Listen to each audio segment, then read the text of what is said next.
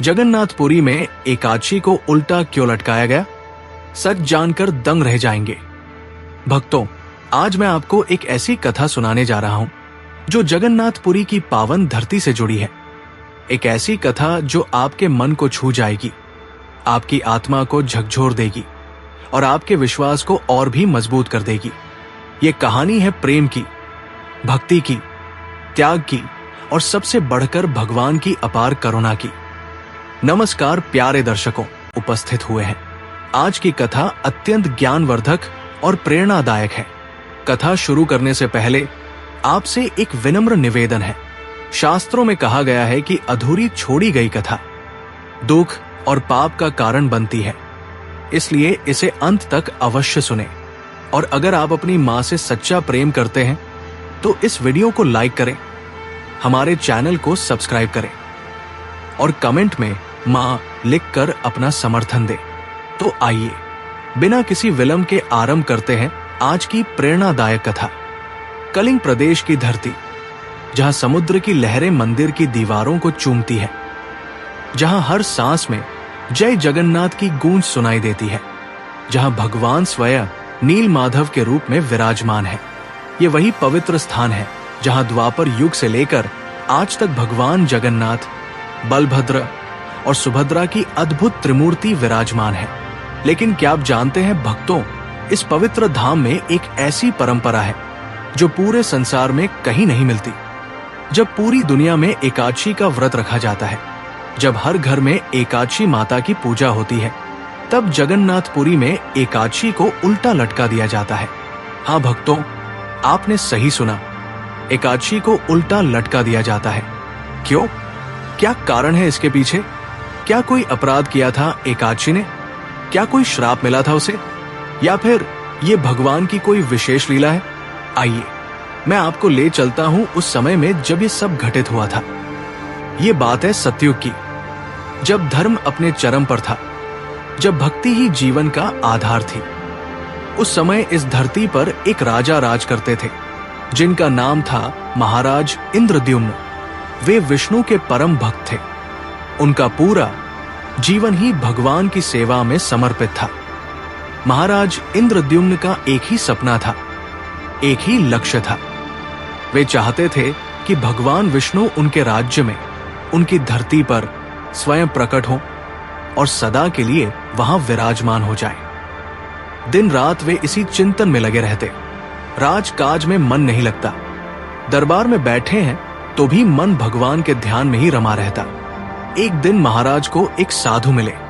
वे साधु कोई साधारण संत नहीं थे। वे थे महान तपस्वी नारद मुनि के शिष्य। उन्होंने राजा को बताया कि समुद्र के किनारे नीलांचल पर्वत पर एक गुफा है जहां नील माधव नाम से भगवान विष्णु की एक अद्भुत मूर्ति विराजमान है। वो मूर्ति नीले रंग की है और उसमें अद्भुत दिव्य शक्ति है। ये सुनकर महाराज का हृदय खुशी से उछल पड़ा। वे तुरंत उठे और अपने मंत्रियों से कहा कि चलो हम उस पवित्र स्थान पर चलते हैं। लेकिन साधु ने उन्हें रोक दिया और कहा कि महाराज धैर्य रखें। वो मूर्ति सबको दर्शन नहीं देती। उसे केवल वही देख सकता है जिसका हृदय पूर्णतया पवित्र हो, जिसकी भक्ति में लेशमात्र भी छल कपट न हो। महाराज ने कहा, तो फिर मैं कैसे उन्हें देख सकता हूं? साधु मुस्कुराए और बोले, तपस्या करनी होगी महाराज, कठोर तपस्या, और सबसे बढ़कर एकादशी व्रत का पालन करना होगा। एकादशी माता की कृपा से ही भगवान प्रसन्न होते हैं। ये सुनकर महाराज ने उसी क्षण से एकादशी व्रत का संकल्प ले लिया। हर एकादशी को वे निर्जल व्रत रखने लगे। पूरे दिन भगवान का नाम जपते, पूरी रात जागरण करते। उनकी भक्ति देखकर प्रजा भी प्रभावित होने लगी। धीरे धीरे पूरे राज्य में एकादशी का महत्व बढ़ने लगा। इस तरह 12 वर्ष बीत गए। 12 वर्ष की कठोर तपस्या, 12 वर्ष का निरंतर व्रत। महाराज का शरीर कमजोर हो गया था। चेहरे पर तेज था, लेकिन शरीर में शक्ति क्षीण हो गई थी। लेकिन उनका मन अडिग था, उनका विश्वास अटूट था। 13वें वर्ष की पहली एकादशी के दिन जब महाराज ध्यान में बैठे थे, तब उन्हें एक दिव्य आवाज सुनाई दी। वो आवाज कह रही थी, इंद्रद्युम्न उठो, तुम्हारी तपस्या सफल हुई। नीलांचल पर्वत पर जाओ, वहां तुम्हें नील माधव के दर्शन होंगे। महाराज की आंखें खुली, उनके नेत्रों से अश्रुधारा बह निकली। 12 वर्षों की प्रतीक्षा का फल मिलने वाला था। वे तुरंत उठे और अपने सेवकों के साथ नीलांचल की ओर चल पड़े। समुद्र के किनारे घने जंगलों के बीच ऊंचे पर्वत पर चढ़ते हुए वे उस गुफा में पहुंचे और वहां उस अंधेरी गुफा में एक अद्भुत दिव्य ज्योति चमक रही थी। उस ज्योति के बीच में विराजमान थे नील माधव, भगवान विष्णु का वो अद्भुत रूप। महाराज गिर पड़े उनके चरणों में, रोने लगे, हिचकियां बंध गई। 12 वर्षों का संचित भाव फूट पड़ा। वे बोले, है प्रभु, मैं धन्य हो गया, मेरा जीवन सफल हो गया, अब मुझे और कुछ नहीं चाहिए। लेकिन भगवान ने उनसे कहा, नहीं इंद्रद्युम्न, अभी तुम्हारा काम पूरा नहीं हुआ। तुम्हें एक भव्य मंदिर बनवाना है जहां मैं सदा के लिए विराजमान रहूंगा। लेकिन ये मूर्ति नहीं, एक नया रूप, एक अद्भुत रूप जो पहले कभी नहीं देखा गया। महाराज ने पूछा, कैसा रूप प्रभु? भगवान बोले, धैर्य रखो, समय आने पर सब स्पष्ट हो जाएगा। तुम मंदिर बनवाना शुरू करो। जब मंदिर तैयार होगा तब मैं स्वयं अपने नए रूप में प्रकट होऊंगा। महाराज वापस लौटे। उनके मन में उत्साह था, लेकिन एक जिज्ञासा भी थी, वो नया रूप कैसा होगा? लेकिन उन्होंने सोचा कि ये तो भगवान की लीला है, समय आने पर सब पता चल जाएगा। महाराज ने तुरंत मंदिर निर्माण का कार्य शुरू करवा दिया। देश विदेश से कारीगर बुलवाए गए, सबसे अच्छे शिल्पकार, सबसे कुशल कलाकार। सोने चांदी का उपयोग किया गया, रत्नों से सजाया गया। ये मंदिर ऐसा होना था कि स्वर्ग के देवता भी देखकर ईर्ष्या करें। मंदिर का निर्माण चल रहा था। महीनों बीत गए, मंदिर की दीवारें खड़ी हो गई, गुंबद बन गया। अब केवल मूर्तियों की प्रतीक्षा थी।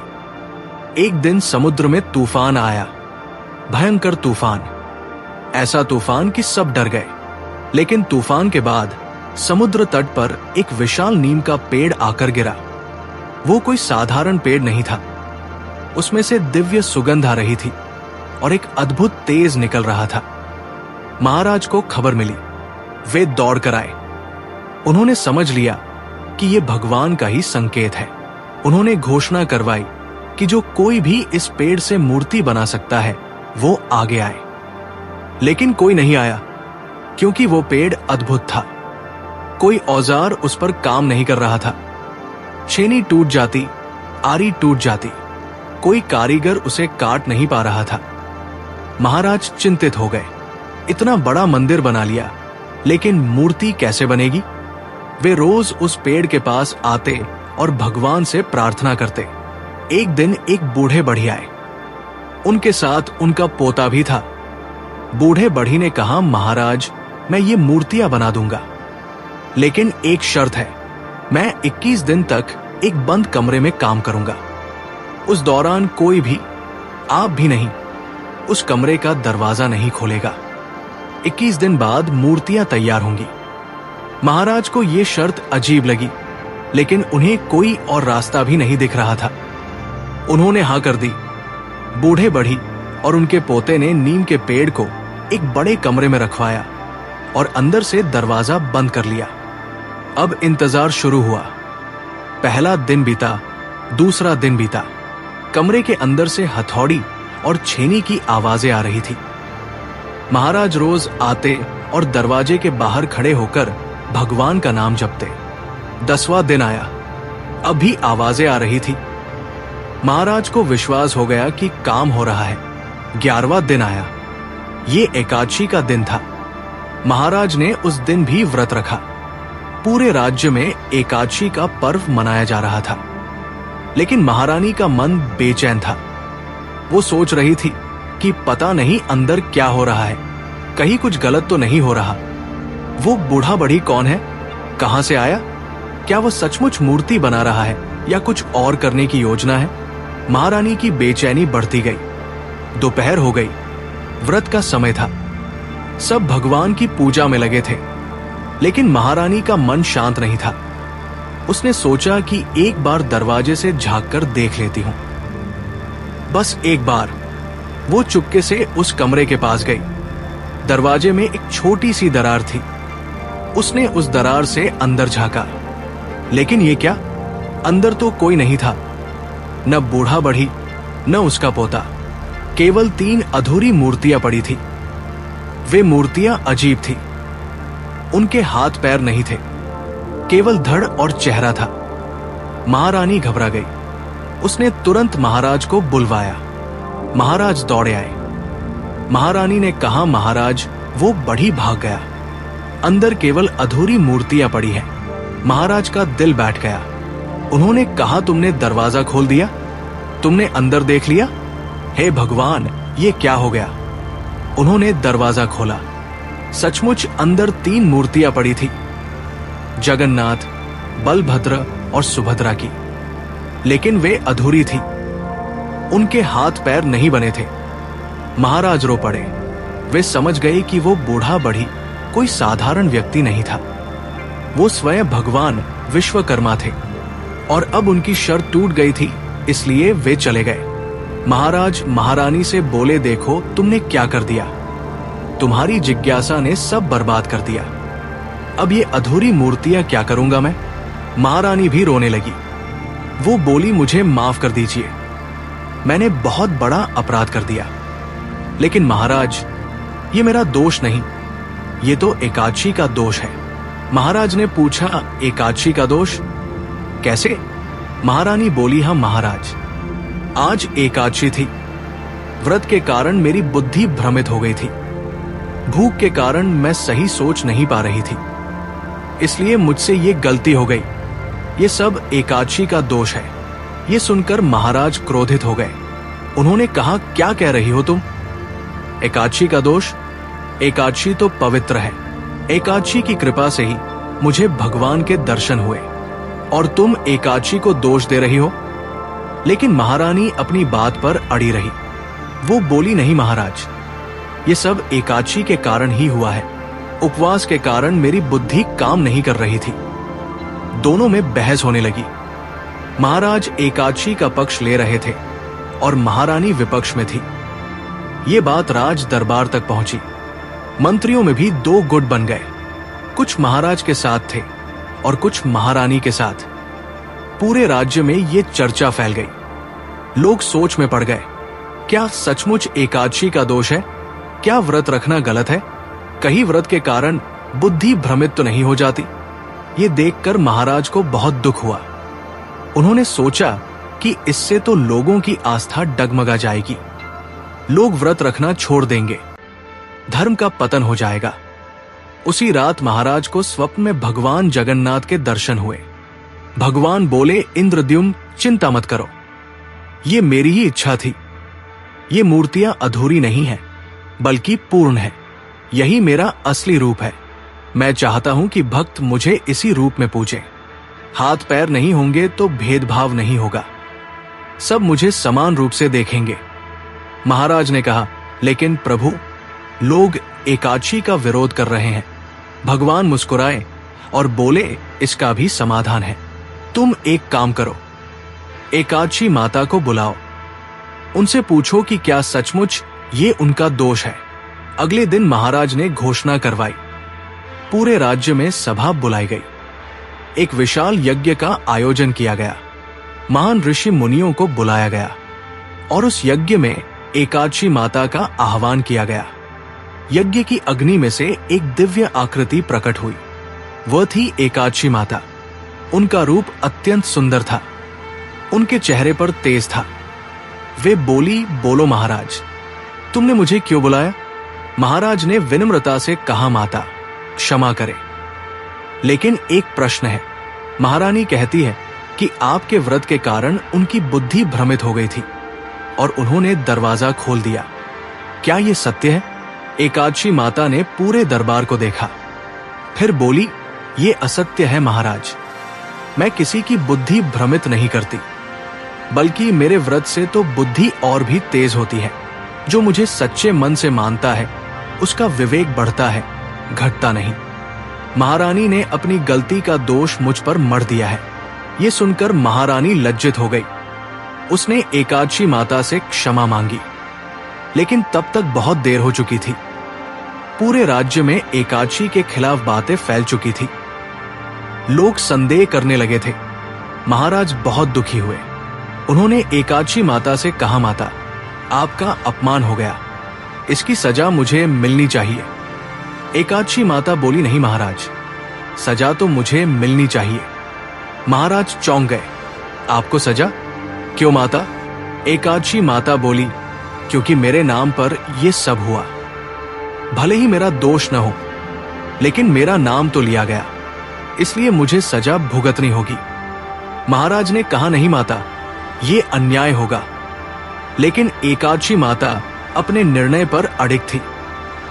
वे बोली, महाराज, मैं ये सजा स्वीकार करती हूं, लेकिन एक शर्त है। ये सजा ऐसी होनी चाहिए कि पूरे संसार में सबको पता चले कि एकादशी को सजा मिली। तभी लोगों का संदेह दूर होगा, तभी लोग फिर से एकादशी व्रत रखने लगेंगे। महाराज सोच में पड़ गए, कैसी सजा दी जाए? तब भगवान जगन्नाथ ने उन्हें प्रेरणा दी। महाराज ने घोषणा की कि आज से जगन्नाथपुरी में हर एकादशी को सजा के रूप में उल्टा लटकाया जाएगा। मंदिर में एकादशी को उल्टा लटकाया जाएगा, ताकि पूरा संसार देख सके कि एकादशी को सजा मिली है। एकादशी माता मुस्कुराई। उन्होंने कहा, यह सजा मुझे स्वीकार है, लेकिन याद रखना, ये मेरी सजा नहीं, मेरा त्याग है। मैं अपने भक्तों के लिए ये सब सह रही हूं, ताकि उनकी आस्था बनी रहे, उनका विश्वास बना रहे। और उसी दिन से ये परंपरा शुरू हो गई। जगन्नाथपुरी में हर एकादशी को उल्टा लटकाया जाने लगा।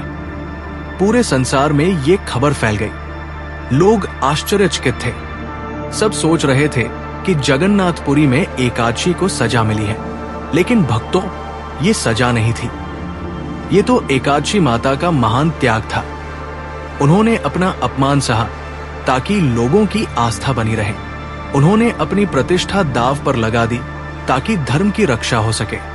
और जब लोगों ने ये समझा, जब उन्हें एकादशी माता के त्याग का पता चला, तब उनकी आस्था और भी बढ़ गई। लोग और भी श्रद्धा से एकादशी व्रत रखने लगे। पूरे भारत में एकादशी का महत्व बढ़ गया। महाराज इंद्रद्युम्न ने उन अधूरी मूर्तियों को ही भव्य मंदिर में स्थापित कर दिया। और भगवान जगन्नाथ, बलभद्र और सुभद्रा उसी रूप में आज भी विराजमान है। वे अधूरी नहीं है भक्तों, वे तो पूर्ण है, क्योंकि भगवान को हाथ पैर की जरूरत नहीं। वे तो भक्ति से प्रसन्न होते हैं, रूप से नहीं। और आज भी जब जगन्नाथपुरी में एकादशी आती है, तो एकादशी माता को उल्टा लटकाया जाता है। लेकिन ये सजा नहीं है भक्तों, ये तो उनके महान त्याग की स्मृति है। ये उनकी महानता का प्रतीक है। जब आप कभी जगन्नाथपुरी जाएं और एकादशी को उल्टा लटका हुआ देखें, तो ये मत सोचिए कि ये अपमान है, बल्कि याद कीजिए उस महान त्याग को जो एकादशी माता ने किया था। याद कीजिए कि कैसे उन्होंने अपनी प्रतिष्ठा का बलिदान दिया ताकि धर्म की रक्षा हो सके। और ये भी याद रखिए कि महारानी ने जो गलती की थी, वो एकादशी के कारण नहीं थी। वह तो उनकी अपनी जिज्ञासा और अधैर्य का परिणाम था। एकादशी व्रत तो पवित्र है। वो बुद्धि को भ्रमित नहीं करता, बल्कि और भी स्पष्ट बनाता है। आज पूरे संसार में लोग जानते हैं कि जगन्नाथपुरी में एकादशी को उल्टा लटकाया जाता है। और जब वे इसका कारण जानते हैं, तो उनकी आस्था और भी बढ़ जाती है। वे और भी श्रद्धा से एकादशी व्रत रखने लगते हैं। तो जब आप एकादशी का व्रत रखें, तो पूरे मन से रखिए, श्रद्धा से रखिए, विश्वास से रखिए। और याद रखिए कि ये केवल भोजन का त्याग नहीं है, ये तो आपके मन की अशुद्धियों का त्याग है। ये आपके विकारों का त्याग है। जब आप एकादशी का व्रत रखते हैं, तो आप एकादशी माता के उस महान त्याग का सम्मान करते हैं। आप उनके प्रति कृतज्ञता व्यक्त करते हैं और आप भगवान के करीब पहुंचते हैं। भक्तों, ये कहानी यही समाप्त होती है। भगवान जगन्नाथ की जय, एकादशी माता की जय। महाराज इंद्रद्युम्न की जय। जय जगन्नाथ, जय जगन्नाथ, जय जगन्नाथ।